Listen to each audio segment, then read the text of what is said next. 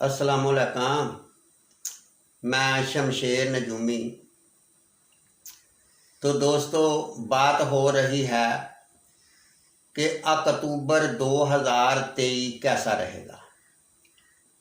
तो बात करते हैं बुर्ज सरतान की कि बुर्ज सरतान का अक्टूबर 2023 कैसा रहेगा।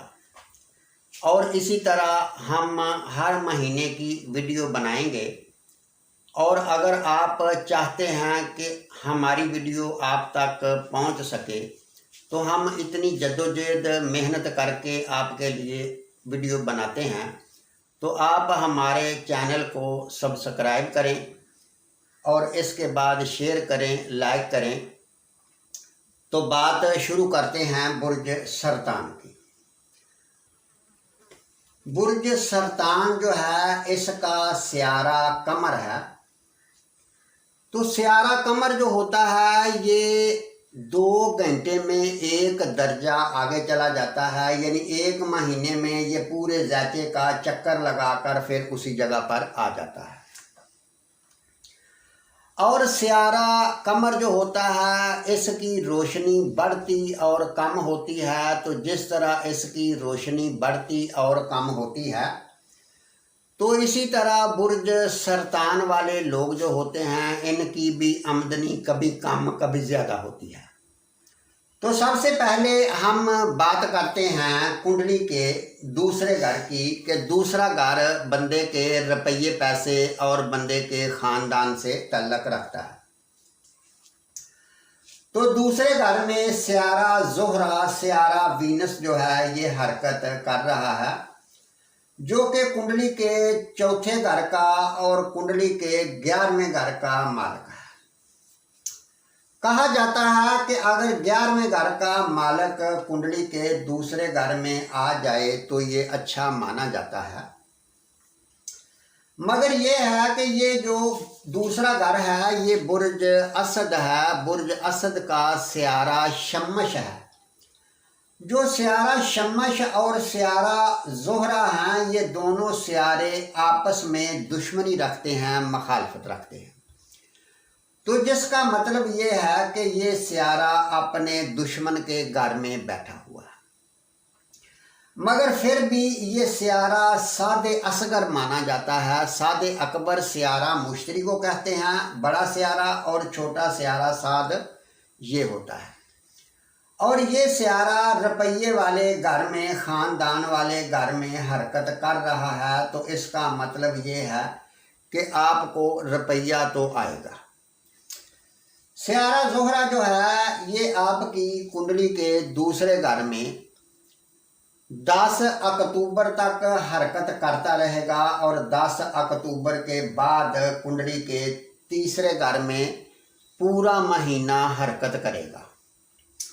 तो कुंडली के दूसरे घर में 10 तारीख तक तो आपको रुपये पैसे में बेहतरी लाएगा, या फिर किसी औरत की वजह से रुपया आ सकता है, किसी लड़की की वजह से रुपया आ सकता है, या फिर दुश्मन के घर में अगर पाया जाता है तो फिर ये भी हो सकता है कि आपका रुपया किसी औरत या किसी लड़की के ऊपर ज़ाया भी हो सकता है।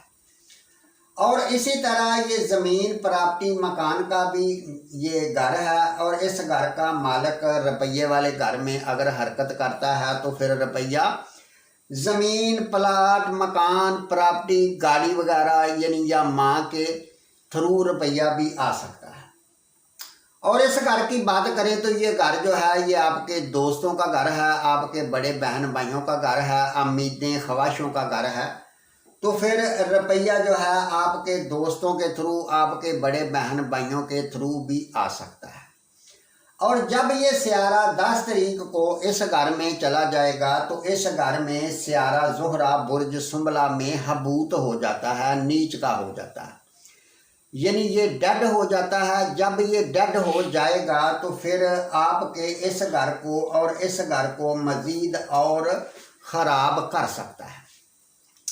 जिसका मतलब ये है कि 10 तारीख के बाद आपको ज़मीन, प्लाट, प्रॉपर्टी, मकान, कोई भी ऐसी चीज़ अगर ख़रीदना चाहते हैं या बेचना चाहते हैं तो आपको बहुत ज़्यादा मोहतात की ज़रूरत होगी, वरना ये आपका नुकसान करवा सकता है।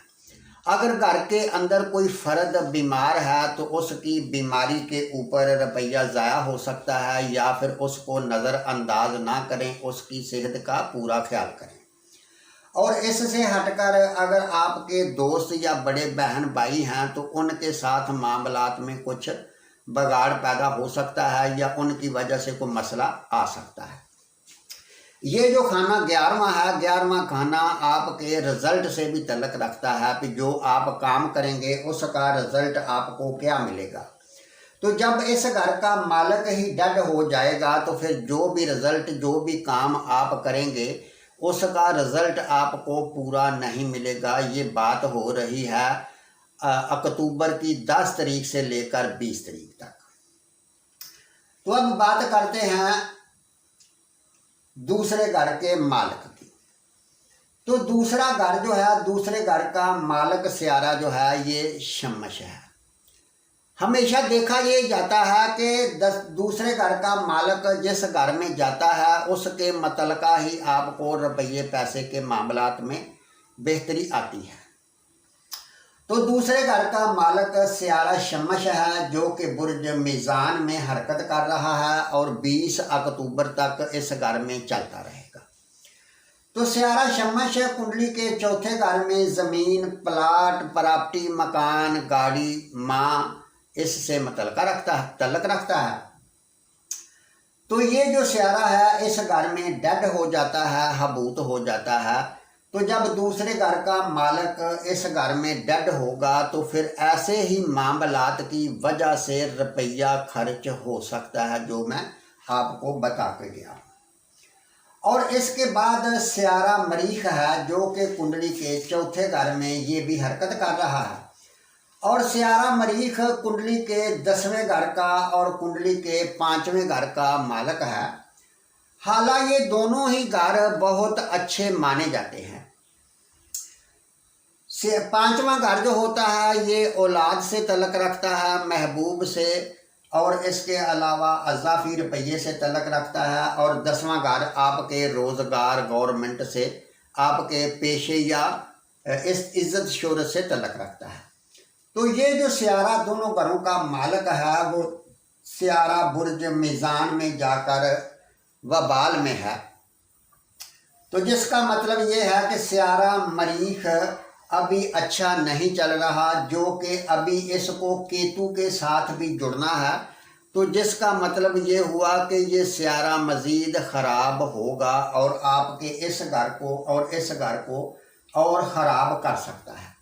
और ये जो सियारा मरीख है ये 13 तारीख को जाकर कुंडली के 5वें घर में चला जाएगा। तो जब 5वें घर में जाएगा तो फिर आपके मामलात बेहतर हो जाएंगे, आपके कारोबारी मामलात भी ठीक हो जाएंगे, रुपया पैसा आएगा, औलाद से मुतल्लिका मामलात बेहतर हो जाएंगे, आपके महबूब के साथ मामलात ठीक हो जाएंगे।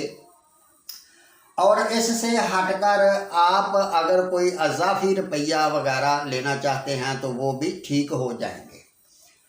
और उससे हटकर केतु जो है ये कुंडली के चौथे घर में पूरा महीना हरकत करता रहेगा। तो ये आपको ज़मीन, प्लाट, प्रॉपर्टी के मामलात में मज़ीद यानी नुकसान या कोई चक्कर में फंसा सकता है। अगर आप ज़मीन, प्लाट, प्रॉपर्टी का कोई भी काम कर रहे हैं तो फिर आपको बहुत ज़्यादा मुहतात रहना चाहिए, क्योंकि किसी चक्कर में भी आप परेशान हो सकते हैं। और इससे हटकर फिर हम देखते हैं कि सियारा मुश्तरी जो कि कुंडली के